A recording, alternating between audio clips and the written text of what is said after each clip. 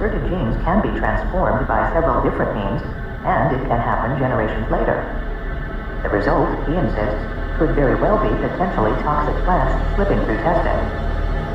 Williams concedes that he is among a tiny minority of biologists raising sharp questions about the safety of GM crops, but he says this is only because the field of plant molecular biology is protecting its interests. Funding, much of it from the companies that sell GM seeds, heavily favors researchers who are exploring ways to further the use of genetic modification in agriculture. He says that biologists who point out health or other risks associated with GM crops, who merely report or defend experimental findings that imply there may be risks, find themselves the focus of vicious attacks on their credibility, which leads scientists who see problems with GM foods to be quiet. Whether Williams is right or wrong, one thing is undeniable. Despite overwhelming evidence that GM crops are safe to eat, the debate over their use continues to rage, and in some parts of the world it is growing ever louder. Skeptics would argue that this contentiousness is a good thing, that we cannot be too cautious when tinkering with the genetic basis of the world's food supply. To researchers such as Goldberg, however, the persistence of fears about GM foods is nothing short of exasperating.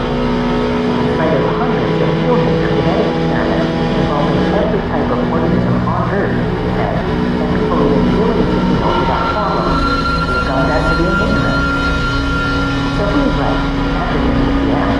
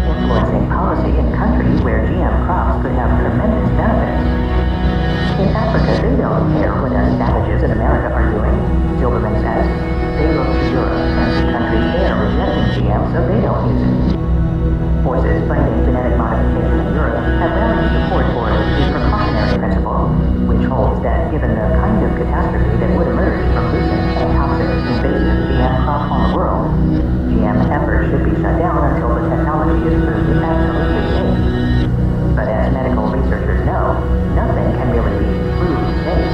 One can only fail to turn up significant risk after trying hard to find it, as is the case with GM crops. How to build a better plant. Genetic modification and conventional plant breeding have much in common. Both are ways of producing new crops by altering plant genomes. The differences have to do with the tools used, the number of genes swapped, and the comfort level of the average consumer. Conventional crossbreeding. Since the earliest days of agriculture, humans have been selecting plants with desirable characteristics and crossbreeding them to make new, even more desirable specimens. In this case, a tomato plant that combines the blight resistance of one character with the high fruit yield of another. Genetic modification. In the 1970s, scientists began developing methods for quickly inserting specific genes from one plant into the DNA of another, a quick, targeted means to the same end as conventional crossbreeding. Early researchers used disarmed agrobacterium to smuggle genes into plant cells. Later, scientists at Cornell University developed the DNA particle gun method, in which engineers shoot DNA-coated tungsten balls through the cell walls of the target plant by firing them out of a blank gunpowder cartridge. A clean record. The human race has been selectively breeding crops, thus altering plants' genomes, for millennia. Ordinary wheat has long been strictly a human-engineered plant. It could not exist outside of farms because its seeds do not scatter. For some 60 years, scientists have been using mutagenic techniques to scramble the DNA of plants with radiation and chemicals, creating strains of wheat, rice, peanuts, and pears that have become an agricultural mainstay. The practice has inspired little objection from scientists or the public and has caused no known health problems. The difference is that selective breeding or mutagenic techniques tend to result in large swaths of genes being swapped or altered. GM technology, in contrast, enables scientists to insert into a plant's genome a single gene, or a few of them, from another species of plant, or even from a bacterium, virus, or animal. Supporters argue that this precision makes the technology much less likely to produce surprises. Most plant molecular biologists also say that in the highly unlikely case that an unexpected health threat emerged from a new GM plant, scientists would quickly identify and eliminate it. We know where the gene goes and can measure the activity of every single gene around it. Goldberg says, we can show exactly which changes occur and which don't. And although it might seem creepy to add virus DNA to a plant, doing so is in fact no big deal, proponents say. Viruses have been inserting their DNA into the genomes of crops, as well as humans and all other organisms, for millions of years. They often deliver the genes of other species while they are at it, which is why our own genome is loaded with genetic sequences that originated in viruses and non-human species. When GM critics say that genes don't cross the species barrier in nature, that's just simple ignorance, says Alan McEwen, a plant molecular geneticist at UC Riverside. The aphids contain fungi genes. Triticale is a century-plus-old hybrid of wheat and rye found in some flours and breakfast cereals. Wheat itself, for that matter, is a cross-species hybrid. Mother Nature does it all the time, and so do conventional plant breeders, McEwen says. Could eating plants with altered genes allow new DNA to work its way into our home? It is possible, but hugely improbable. Scientists have never found genetic material that could survive a trip through the human gut and make it into cells. Besides, we are routinely exposed to, and even consume, the viruses and bacteria whose genes end up in GM foods. The bacterium Bacillus thuringiensis, for example, which produces proteins fatal to insects, is sometimes enlisted as a natural pesticide in organic farming. We've been eating this stuff for thousands of years, Goldberg says. In any case, proponents say people have consumed as many as trillions of meals containing genetically modified ingredients over the past few decades. Not a single verified case of illness has ever been attributed to the genetic alterations. Mark Linus, a prominent anti-GM activist who in 2013 publicly switched to strongly supporting the technology, has pointed out that every single news-making food disaster on record has been attributed to non-GM crops, such as the Escherichia coli-infected organic bean sprouts that killed 53 people in Europe in 2011. Critics often disparage U.S. research on the safety of genetically modified foods, which is often funded or even conducted by GM companies, such as Monsanto. But much research on the subject comes from the European Commission, the administrative body of the EU, which cannot be so easily dismissed as an industry tool European Commission has funded 130 research projects carried out by more than 500 independent teams on the safety of GM crops. None of those studies found any special risks from GM crops. Plenty of other credible groups have arrived at the same conclusion. Gregory Jaffe, Director of Biotechnology at the Center for Science in the Public Interest, a science-based consumer watchdog group in Washington, D.C., takes pains to note that the center has no official stance, pro or con, with regard to genetically modifying food plants. Yet Jaffe insists the scientific record is clear. Current GM crops are safe to eat and can be grown safely in the environment, he says. The American Association for the Advancement of Science, the American Medical Association, and the National Academy of Sciences have all unreservedly backed GM crops. The U.S. Food and Drug Administration, along with its counterparts in several other countries, has repeatedly reviewed large bodies of research and concluded that GM crops pose no unique health threat. Dozens of review studies carried out by academic researchers have backed that view. Opponents of genetically modified foods point to a handful of studies indicating possible safety problems, but reviewers have dismantled almost all of those reports. For example, a 1998 study by plant biochemist Arpad Pusztai, then at the Rowland Institute in Scotland, found that rats fed a GM potato suffered from stunted growth and immune system-related changes. But the potato was not intended for human consumption. It was, in fact, designed to be toxic for research purposes. The Rowland Institute later deemed the experiment so sloppy that it refuted the findings and charged Pusztai with misconduct. Similar stories abound. Most recently, a team led by Gilles-Éric Seralini, a researcher at the University of Caen, Lower Normandy in France, found that rats eating a common type of GM corn contracted cancer at an alarmingly high rate. But Seralini has long been an anti-GM campaigner, and critics charged that in his study, he relied on a strain of rat that too easily develops tumors, did not use enough rats, did not include proper control groups, and failed to report many details of the experiment, including how the analysis was performed. After a review, the European Food Safety Authority dismissed the study's findings. Several other European agencies came to the same conclusion. If GM corn were that toxic, someone would have noticed by now, McEwen says. Seralini has been refuted by everyone who has cared to comment. Some scientists say the objections to GM food stem from politics rather than science, that they are motivated by an objection to large multinational corporations having enormous influence over the food supply. Invoking risks from genetic modification just provides a convenient way of whipping up the masses against industrial agriculture. This has nothing to do with science. Holberg says it's about ideology. Former anti-GM activist Linus agrees. He has gone as far as labeling the anti-GM crowd explicitly an anti-science movement. Persistent doubt. Not all objections to genetically modified foods are so easily dismissed, however.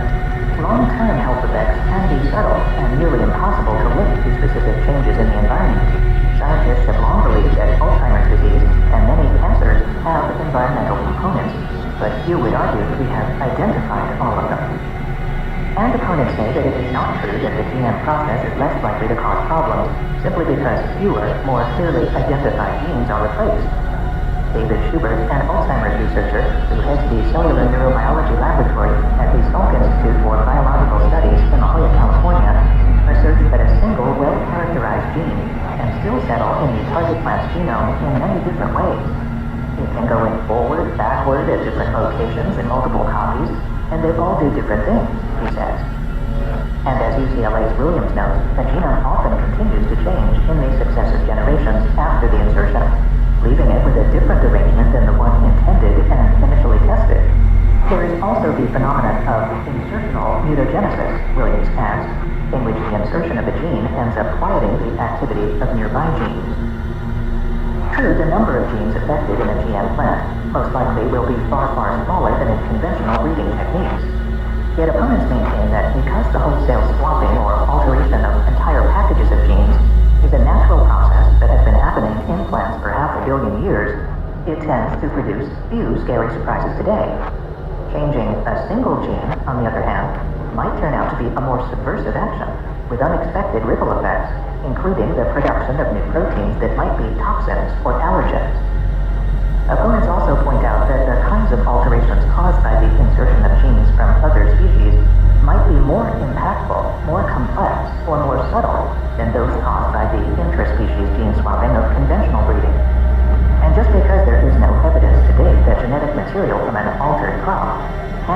into the genome of people who eat it does not mean such a transfer will never happen, or that it has not already happened, and we have yet to spot it.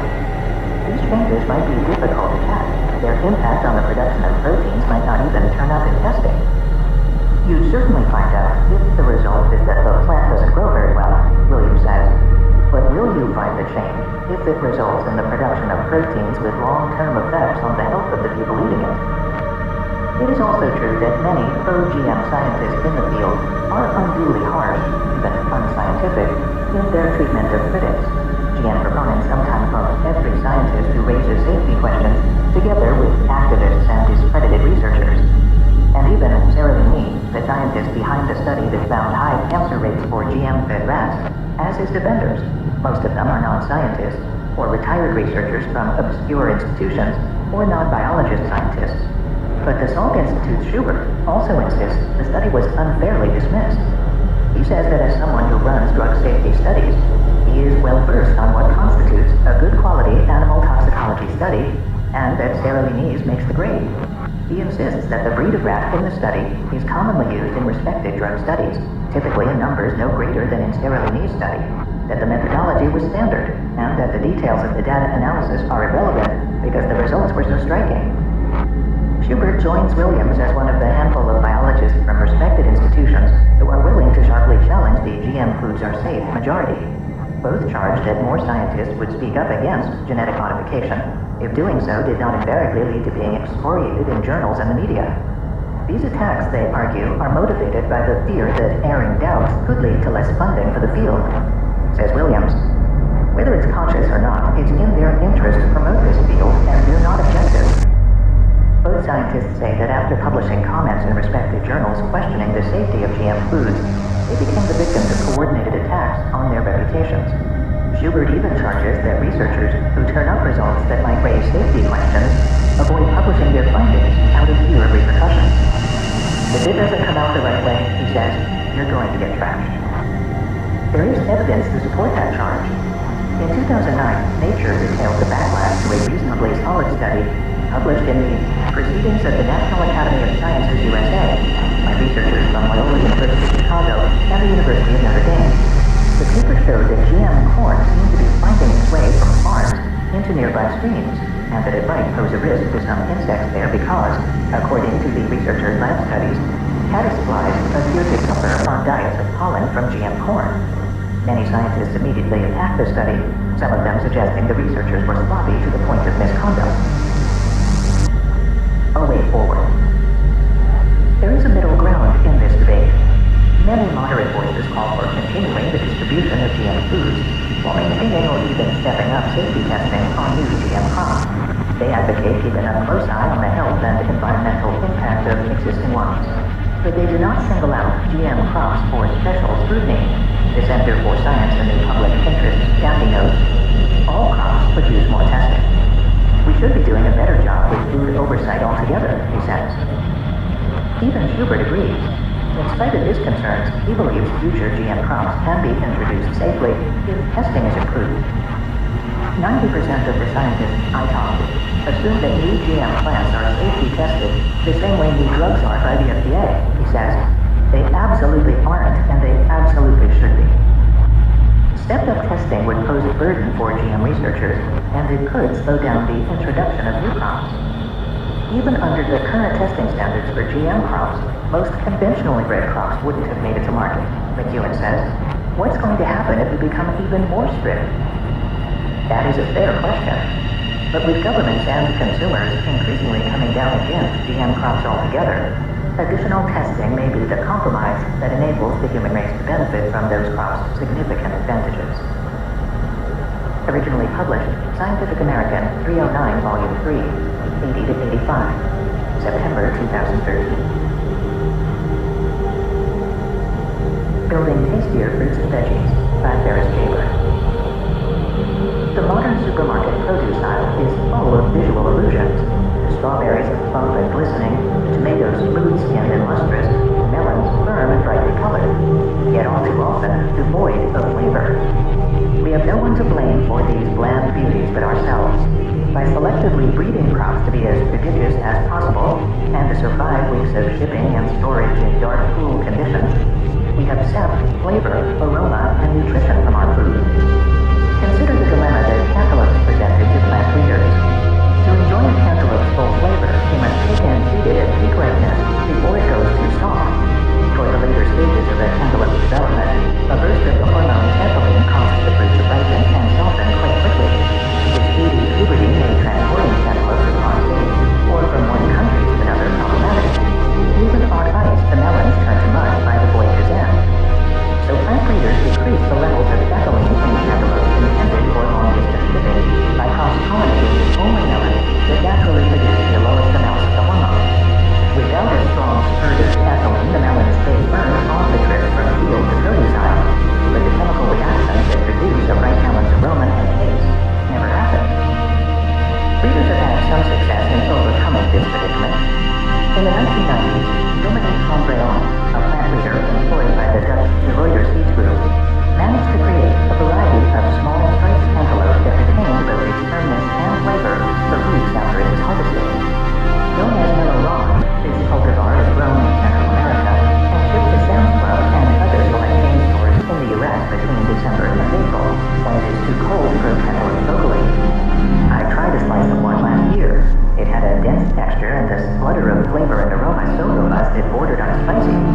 Unfortunately, the kind of traditional breeding responsible for the Mellow relies an awful lot on serendipity. It can take more than a decade to perfect a consistently impressive new cultivar. Breeders must cross-pollinate plants over and over, hoping that some of the offspring will inherit the right characteristics, and they generally have to wait for the plants to grow and produce ripe fruit to find out. Much of what they reap is way off the mark and entirely unusable. Genetics has recently offered an alternative path. At Monsanto, which acquired DeRuyter in 2008, Jeff Mills and his colleagues are able to predict the quality of the cantaloupe plant's eventual fruit before they ever put a single seed in the ground. First, Mills and his team pinpointed the melon genes underlying Mellow-Ron's unique combination of flavor and firmness. They can look for these genetic markers in cantaloupe seeds with help from a group of cooperative and largely autonomous robots. I saw many of these machines in action when I visited Monsanto's molecular breeding laboratory at its Vegetable Research and Development headquarters in Woodland, California, in November 2013. A seed chipper shaves off a sliver of the seed for DNA analysis, leaving the rest of the kernel unharmed and suitable for sowing in a greenhouse or field. Another robot extracts the DNA from that tiny bit of seed and adds the necessary molecules and enzymes to chemically glue fluorescent tags to the relevant genes if they are there. Yet another machine amplifies the number of these glowing tags to measure the light they emit and determine whether a gene is present.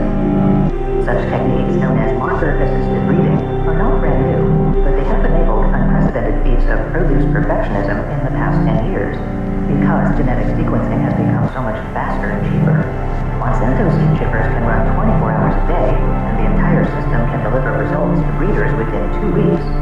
In the past 10 years, breeders at both private companies and universities have managed to create a cornucopia of more flavorful, colorful, shapely, and nutritious fruits and vegetables, some of which are already available at grocery stores and farmers markets. In addition to increasingly appetizing melons, the bounty includes broccoli that brims with even more nutrients than usual, truly succulent strawberries, and tomatoes that please both the eye and the tongue. The impact of genomics on plant breeding is almost beyond my comprehension, says Shelley Jansky, a potato breeder who works for both the U.S. Department of Agriculture and the University of Wisconsin-Madison. I had a grad student here in 2009 who spent 3 years trying to identify DNA sequences associated with disease resistance. After hundreds of hours in the lab, he ended up with 18 genetic markers. Now I have grad students who can get 8,000 markers for each of 200 individual plants within a matter of weeks. All this talk of DNA analysis may sound suspiciously like genetic engineering, the gene editing technique that creates genetically modified organisms, GMOs. But it is not. It is a completely non-GMO technology. In fact, that is one of the main reasons it is so attractive to researchers and to seed companies such as Monsanto. Sowing change. People have been changing plants to suit their purposes for at least 9,000 years. Just about every fruit and vegetable we eat is a domesticated species that we have transformed through decades of artificial selection and breeding, saving seeds only from plants with the most desirable characteristics, and deliberately mating one plant with another to create novel combinations of traits. In this way, our ancestors turned a scrawny grass named teosinte into tall, plump-eared corn, and molded a single species of wild cabbage into broccoli, Brussels sprouts, cauliflower, and kale. By the 1980s, scientists had devised a much more exacting way of changing a plant's DNA, genetic engineering, which involves adding, removing, or otherwise directly altering genes in a plant using lab tools. GMOs first appeared on the market in the U.S. in the 1990s, although more than 70% of processed foods in the U.S. contain ingredients made from GMO corn, soybeans, and canola. Very few of the fresh vegetables and fruits sold in supermarkets have been genetically engineered. Exceptions include virus-resistant papaya, plum, and squash, as well as pest-resistant sweet corn. One reason that so few fresh fruits and veggies are GMOs is that, on the whole, they are far less profitable and less widely grown than the country's biggest crops: corn, soybeans, hay, wheat, cotton, sorghum, and rice. When it comes to fruits, veggies, and other so-called specialty crops, seed companies are not as motivated to deal with the burdensome and costly safety tests and federal regulatory procedures required to approve a GMO for sale. The other big hurdle to GMO fruits and vegetables is public opposition. Universities and seed companies know that introducing new GMOs to the produce aisle today could ignite a furor among the segment of the U.S. population opposed to what they believe are frankenfoods. Most shoppers remain oblivious to the few genetically engineered fruits and veggies already in stores because they are usually not labeled as such. In the past decade, marker-assisted breeding has become an increasingly viable way to improve fruits and vegetables while circumventing this controversy, especially as genetic technologies have improved and scientists have continued to sequence the genomes of more and more crop plants. In particular, the marriage of traditional breeding and DNA analysis is helping breeders turn their attention toward qualities of food that are important to consumers. Asking what the consumer wants sounds really obvious, but it's not, says Harry J. Clee, a tomato breeder at the University of Florida. Instead, he says, you almost always see breeders prioritizing the needs of farmers or food distributors. A perfect example is the classic supermarket tomato. For decades, experts have regarded the balance of acids and sugars in a tomato as the primary factor that determines whether we enjoy its taste. In general, people like tomatoes on the sweet side, but most breeders have not been chiefly concerned with flavor. With large-scale commercial growers in mind, breeders have instead favored tomato plants producing lots of smooth, hardy fruit that remain plump on the often long journey to the grocery. The more tomatoes a plant makes, however, the fewer sugars it can give to each one. Typical supermarket tomatoes may look pretty, but they do not have enough sugar to satisfy our taste buds. Clee is determined to rescue the industrial tomato from its current gustatory doldrums. Through a series of large taste tests, he has evaluated nearly 200 varieties of heirloom tomatoes, older cultivars preserved by small groups of farmers and gardeners and sold at some grocery stores and farmers markets. Heirlooms are known for their vibrant colors and fantastic flavor, that their skin easily cracks and scars, they go soft quickly, and they come from plants that do not make enough fruit to meet the demands of large commercial farmers. In his research, Clee has learned that many heirlooms are tastier than standard tomatoes, not because they have more sugar, but because they are chock full of a much more complex component of flavor: pungent chemicals known as volatile organic compounds that waft off plants and into our nostrils. Think freshly cut grass or the alluring smell of citrus. In a 2012 study, Clee and his colleagues discovered that people actually enjoy a tomato with moderate levels of sugar if it contains enough of an aromatic compound named geraniol. Clee suspects that geraniol and other volatiles not only give a tomato its scent, but also magnify the fruit's innate sweetness. In follow-up studies, he created tomatoes that lacked geraniol and other fragrant molecules. People did not like them. If a tomato had average to high sugar levels but no volatiles, volunteers did not perceive it as sweet. Lately, Clee has been trying to make hybrid plants that give growers and consumers the best of both tomato worlds, old and new. In the past 4 years, he and his colleagues have made it the most delicious heirloom they could find. With modern, conventional tomatoes, to create crossbreeds that yield well, are firm and smooth-skinned, and taste great. Clee routinely stocks up on cheap electric toothbrushes, which he and his team use to gently but thoroughly rattle tomato flowers, gathering the pollen that falls off in test tubes so they can play matchmaker. All the while, the breeders have been using hole punches to collect bits of leaves and analyze the plant's DNA, looking for genetic patterns that correspond to high levels of volatiles, for instance, or flawless skin. Genetic analysis has definitely informed crossing decisions, Clee says. The work accelerated greatly following the emergence of the genetic genome sequence in 2012, he says. The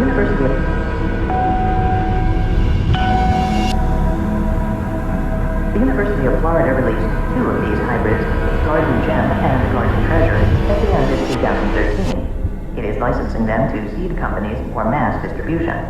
Although the hybrids do not yield quite as much as commercial tomatoes, they produce more than 3 times the number of fruit as their heirloom parents.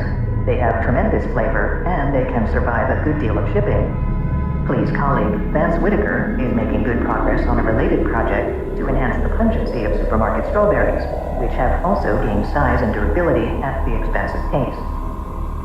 Another notable victim of distribution difficulties, along with cantaloupes and tomatoes, is broccoli.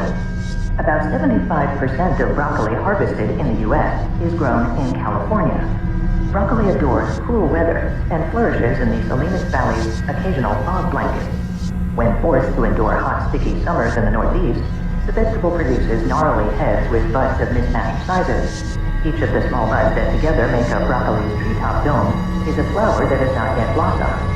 Thomas Bjorkman of Cornell University and his colleagues discovered that during a critical period of its development, broccoli tracks how many hours of cool temperatures it enjoys and produces a uniform flowering head only if the tally is high enough. That is why broccoli grown on the East Coast might end up with an unattractive mix of nice plump flower buds and dinky, almost imperceptible ones.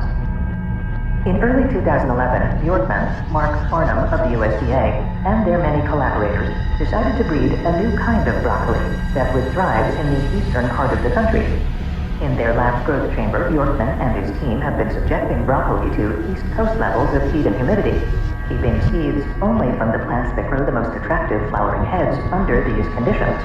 Although they have a lot of work ahead of them, they have already bred broccoli that can deal with a few more weeks of summer heat than the cultivars currently grown in the East. Meanwhile, the researchers are searching the genomes of the various plants they grow, looking for genes that explain why some broccoli fares better than others. Finding them could shave years off the journey toward their ideal plant. Breeding broccoli that stays beautiful in the heat is not just an exercise in aesthetics. It is also about getting tastier and more nutritious broccoli to farmers markets and grocery stores. Fresh broccoli consumed the same day it has been harvested is different from typical supermarket fare, Bjorkman says. It is tender with a mellow vegetative flavor, a hint of honeysuckle, and no sharp aftertaste. Trucking broccoli from California to other parts of the country requires storing the vegetable on ice in the dark for days, with no light, photosynthesis halts, which means that cells stop making sugars. Rapidly dropping temperatures rupture cell walls, irrevocably weakening the plant structure and diminishing its firmness. When the broccoli is thawed, various enzymes and molecules that escape their cells bump into one another and trigger a sequence of chemical reactions, some of which degrade both nutritional and flavorful compounds. Giving farmers in the East broccoli they can grow and sell locally solves all these problems.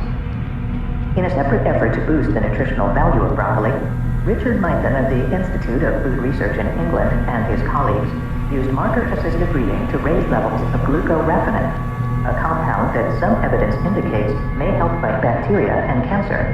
They have since licensed the resulting broccoli called Beneforte to Monsanto. You can find the florets at some Sam's Club, Harris Teeter, and Stater Brothers stores. Seeding innovation. To get the grant that kicked off their initiative, Bjorkman and Farnham had to assure the USDA that seed companies were genuinely interested in this potential new regional market for broccoli by securing funding from the private sector. Monsanto, Syngenta, and Bejo Seeds are contributing even though they are competitors. In theory, both seed companies and university researchers can benefit from such collaborations. During the research and development phase, they all share information and exchange seeds. Eventually, however, it is time for negotiations. As is the case for Clee and his tasty tomatoes, Bjorkman hopes that once he and his colleagues get closer to their beauteous broccoli, a private company will license those seeds and produce them on a massive scale for commercial growers. Doing this requires substantial amounts of capital. Looking for genetic markers in individual plants may be getting cheaper all the time, but generating enormous quantities of seed and marketing it to farmers is still costly.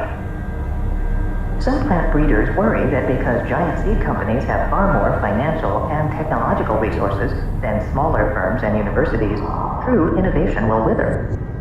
There's been a rather large decline in public sector breeding programs as the technology has transferred into the private sector, says Erwin Goldman of the University of Wisconsin-Madison, who recently debuted flame orange table beets with concentric gold stripes. Some people argue that this transfer is a success for this country, but public breeding will do things that the private sector won't do, things that take too long or are too high risk.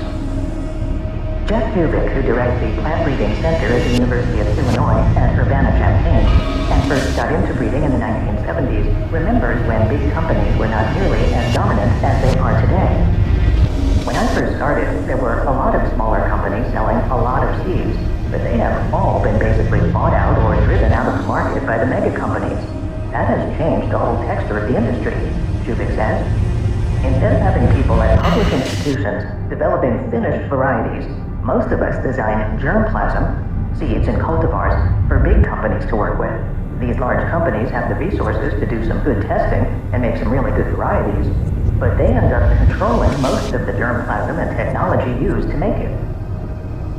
Goldman and his University of Wisconsin-Madison colleague, Jack Oppenberg, belong to a group of breeders and farmers from around the country who are interested in creating the equivalent of open-source software for seeds, non-patentable varieties that anyone can use. There is no precedent for such an arrangement in the 21st century commercial seedscape, though. One potentially expensive option is for plant breeders to hire lawyers and obtain standard patents or copyrights on their seeds with the intent of letting just about anyone use them, excluding mammoth private companies, of course. Alternatively, they could try to create a kind of open source license that allows people to use seeds only if they too agree to freely share them and anything they make with them. Goldman has also proposed a compromise in which breeders license some seeds to the private sector to make a profit but give others away. He wonders whether a certain degree of conciliation is the best way forward. The reality is that wheat and academia cannot compete with the Monsantos and other big seed companies, he says. Breeders at universities are pushed out of big crops and into niche crops. In my department, we have a peach breeder, a blueberry breeder, and a strawberry breeder. I know a lot of people at Monsanto who have grown these kinds of crops that are marginal to them. Such dichotomy ethos can be complementary. Public and private sector rely on each other for distinct specialties. Ultimately, what we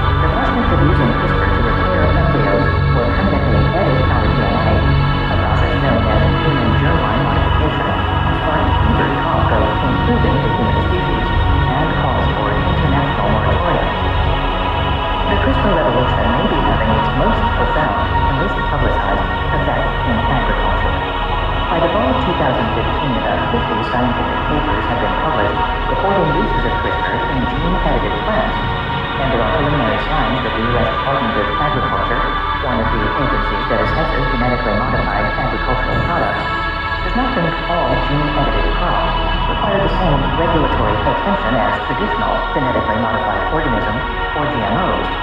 With that regulatory door even slightly ajar, companies are racing to get gene-edited crops into the fields and ultimately into the food supply.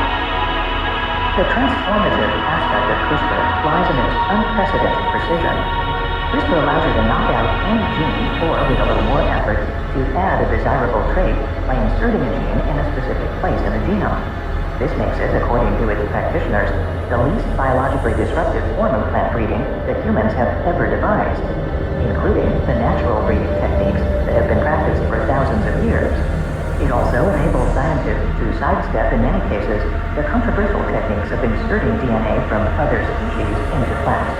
These transgenic crops, such as the Monsanto in corn and soybeans that are resistant to the herbicide Roundup, have aroused particular ire in GMO critics and led to public distrust of the technology. Yet some scientists are optimistic that CRISPR crops are so fundamentally different that they will change the tenor of the debate over GMO foods. The new technology, says Daniel F. Boytas, an academic and company-affiliated scientist, is necessitating a rethinking of what a GMO is. Will consumers agree? Or will they see CRISPR crops as the latest iteration of Frankenfood, a genetic distortion of nature in which foreign and agribusiness-friendly DNA is muscled into a species with unpredictable health or environmental consequences? Because CRISPR is only now being applied to food crops, the question has not yet surfaced for the public, but it will soon. Farmers such as young mushroom growers will be the first to weigh in, probably in the next year or two. Moments after Young's talk, an industry scientist confronted him with the central challenge of CRISPR food. The researcher conceded Young's point that the improved mushrooms required minimal tinkering with DNA compared with conventional GMOs. But, the scientist said, it is genetic modification, and some people will see it as we are playing God. How do we get around that? How well Young and other scientists applying these gene editing techniques to food can answer that question will determine whether CRISPR is a potentially transformational tool or one that will be stymied by public opposition. Wow, that's the one. The telltale sign of any transformational technology is how quickly researchers apply it to their own scientific problems. By that standard, CRISPR ranks among the most powerful additions to biology's toolkit in the past half a century. The gene-edited mushroom is a case in point. Yang, his first name means also practices agriculture in Chinese, never worked with mushrooms until 2013, but you might say he was to the task when, born in Hong a city south of Shanghai known as the secret capital of China, he dabbled with some primitive gene editing enzymes in the mid-1990s as a graduate student at the University of Florida and later at the University of Arkansas. He vividly remembers opening the August 17, 2012 issue of Science, which contained a paper from Gauss's lab at the University of California, Berkeley, and Charles Hayes' lab describing CRISPR's gene editing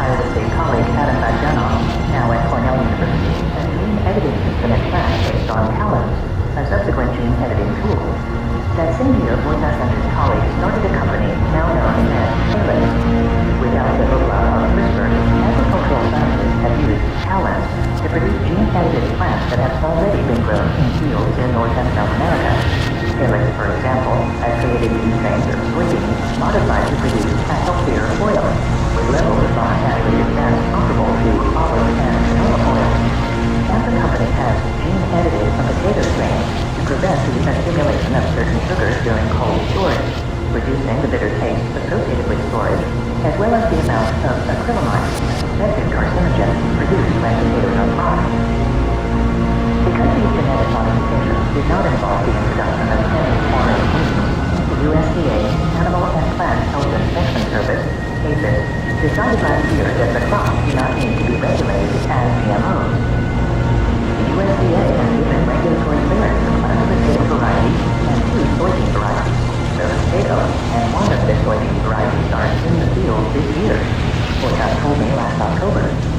They basically considered these as just standard plants, as if they were generated by chemical mutagens or gamma rays or some non-regulated technology. The fact that we got regulatory clearance and can go almost immediately from the greenhouse to the field is a big plus. It allows us to really accelerate product development. Animal scientists have also jumped on these gene editing bandwagon. Researchers at the small Minnesota-based biotech firm Recombinetics have genetically blocked the biological signal that governs the growth of horns in Holstein cows, the workhorse of the dairy industry. They accomplished this by using gene editing to replicate a mutation that naturally occurs in Angus beef cattle which do not grow horns. And scientists tout this application of gene editing as a more humane form of farming because it spares male Holstein cows from a gruesome procedure during which dairy farmers physically gouge out and then cauterize developing horns. The procedure is done to protect both dairy cattle and dairy farmers from injury. Scott Berenkrug, the company's CEO, says the process does not involve transgenes, just the introduction of a few letters of DNA to match the food we already eat. Korean and Chinese scientists, meanwhile, have teamed up to produce a pig with much more muscle mass by using gene editing to knock out a gene called myostatin. The speed, ease, and drift of CRISPR make it an even more attractive technique than talent. Without a doubt, Boita says, in the future, CRISPR is going to be the plant editing tool of choice. But the murky patent situation, both the University of California and the Broad Institute, run jointly by the Massachusetts Institute of Technology and Harvard University, claim to have invented CRISPR, may slow commercial agricultural development. DuPont recently reached a strategic alliance with Caribou Biosciences, a biotech associated with UC Berkeley, to use CRISPR applications in agriculture. But executives at 2 small biotechs told Scientific American that they were wary of developing CRISPR-related products while the patent dispute remains unresolved. That's not a big issue for academic labs. The mushroom story took a decisive turn in October 2013, when a Penn State alum named David Carroll hopped into Young's lab.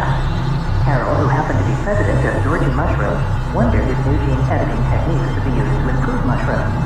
Emboldened by the power of CRISPR to create highly precise mutations, Young replied, "What kind of trait do you want?" Carroll suggested anti-browning, and Young immediately agreed to try it. Young knew exactly which gene he wanted to target. Biologists had previously identified a family of 6 genes, each of which encode an enzyme that causes browning. The same class of genes also triggers browning in apples and potatoes, both of which have been targeted by gene editors. 4 of these so-called browning genes churn out that enzyme in the fruiting body of mushrooms, and Young thought that if he could shut down one of them through a gene editing mutation, he might slow the rate of browning.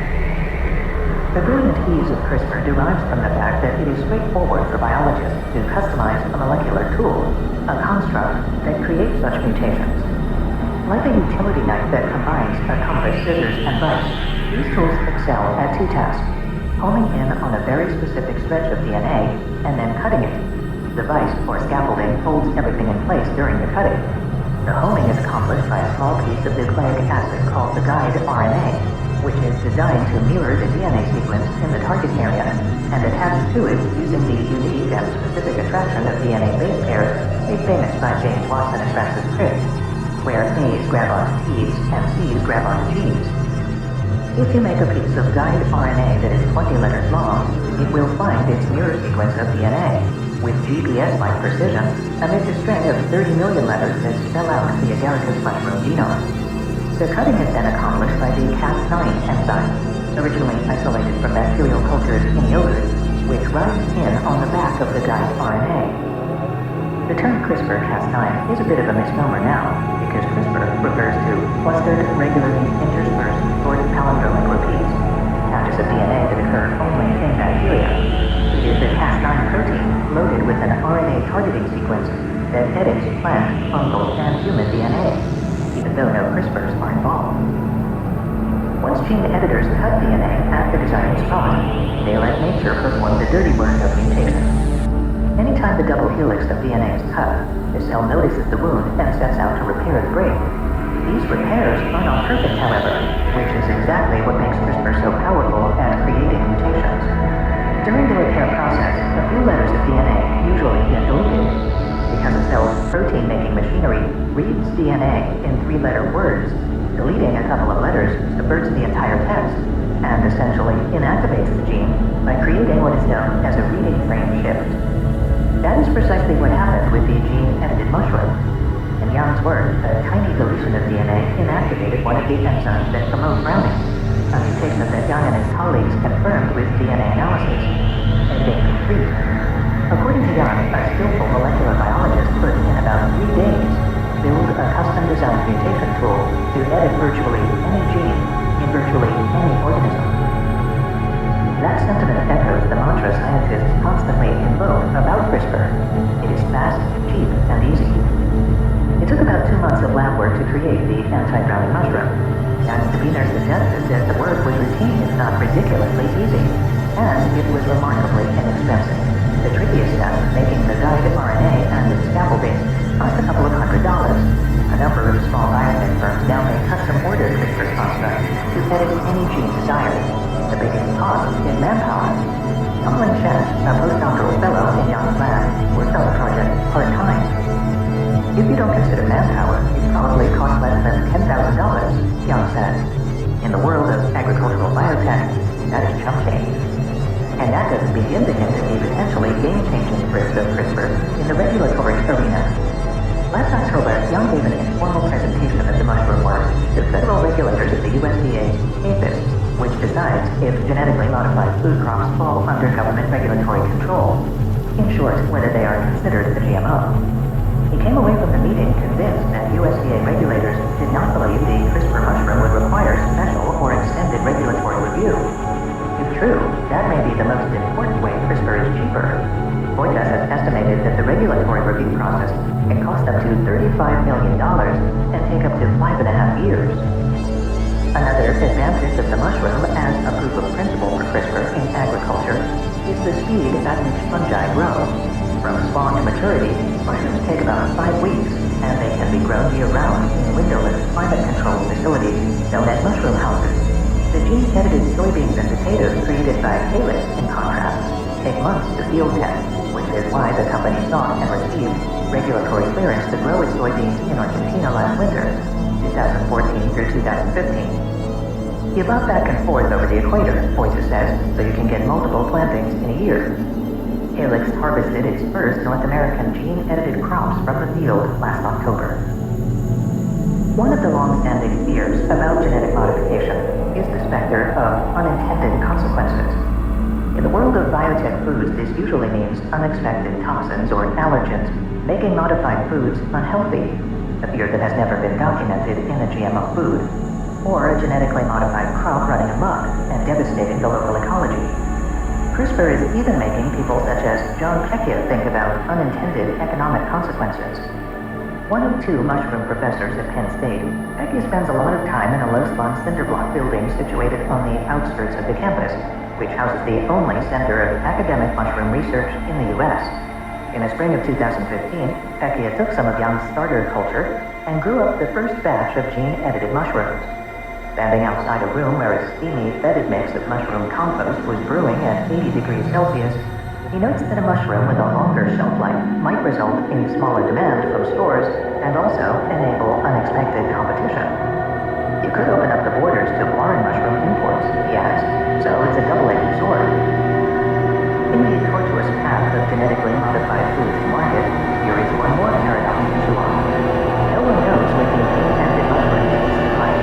They've been steamed and boiled, but not for eating purposes. Every mushroom created so far has been destroyed after Yang conducted browning tests. Once proof of principle has been established, Pecchia says, we just steam them away. Transgene-free modification. Will the public steam, saute, or otherwise welcome gene-edited food into their kitchens and onto their plates? That may be the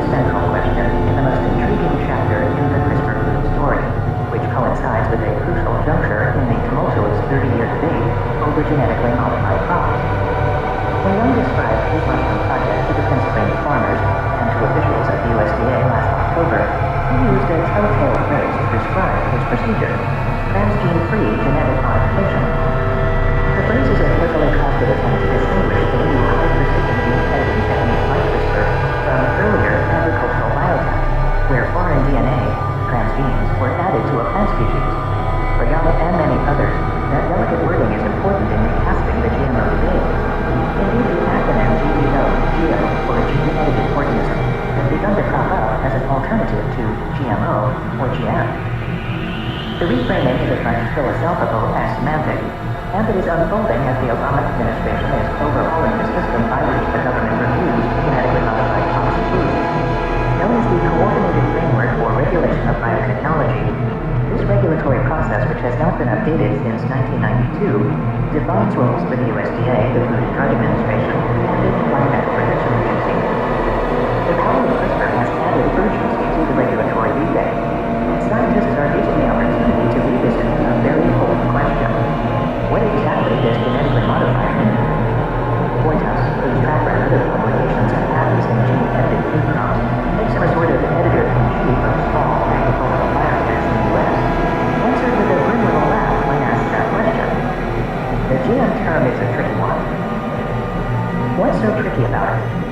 Most critics of biotech food argue that any form of genetic modification is just that, genetic modification, bringing with it the possibility of unintended mutations or alterations that could pose risk to human health or the environment. Scientists such as Whitehouse and Canal reply that all forms of plant breeding, dating all the way back to the creation of red wheat by Neolithic farmers 3,000 years ago, involve genetic modification, and that the use of traditional breeding techniques is not a biologically benign process. It creates, as Jan put it, huge genetic disruptions. Nina Fedorov, a plant biologist and former president of the American Association for the Advancement of Science, has referred to domesticated versions of red wheat created by traditional breeding as genetic monstrosities. Before the era of recombinant DNA in the 1970s, which allowed first-generation agricultural biotech, plant breeders typically resorted to brute force methods, X-rays, gamma rays, or powerful chemicals to alter the DNA of plants. Despite this blunderbuss approach, some of these random man-made mutations modified genes in a way that produced desirable agricultural traits, higher yields or more shapely fruit, or an ability to grow in adverse conditions such as drought. These beneficial mutations could then be combined with beneficial traits in other strains, but only by crossing or mating the plants. That type of crossbreeding takes a lot of time, often 5 to 10 years, but at least it is natural. But it is also very disruptive. Anytime DNA from two different individuals comes together during reproduction, whether in humans or plants, the DNA gets scrambled in a process known as chromosomal reassortment. Spontaneous mutations can occur in each generation, and millions of base pairs of DNA can be transferred when breeders select for a desired trait. It is natural, yes, but also a big mashup, according to Whitehouse. In that process, you don't just move one gene, he says. You often move a pretty big chunk of DNA from the wild species. Moreover, the desirable trait often drags along with it an undesirable trait on the same piece of DNA during the process of breeding. This linkage drag can actually harm the naturally bred plant. On the basis of several recent findings on the genetics of rice plants, some biologists hypothesize that domestication has inadvertently introduced silent detrimental mutations, as well as obvious beneficial traits. Although CRISPR is more precise than traditional breeding, the technique is not infallible. The precision cutting tool sometimes cuts an unintended region, and the frequency of these off-target cuts has raised safety concerns. It is also the main reason that gene editing of human sperm and egg cells is still considered unsafe and unethical.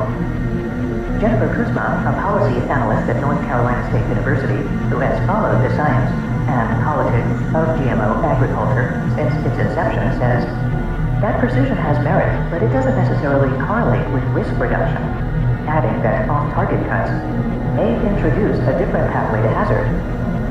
Feng Zhang of the Broad Institute, which holds the patent that is now being disputed, has published several refinements in the CRISPR system that improve specificity and reduce off-target hits. The ease and relative thrift of CRISPR have also allowed academic labs and small biotechs back into a game that has historically been monopolized by big agribusinesses.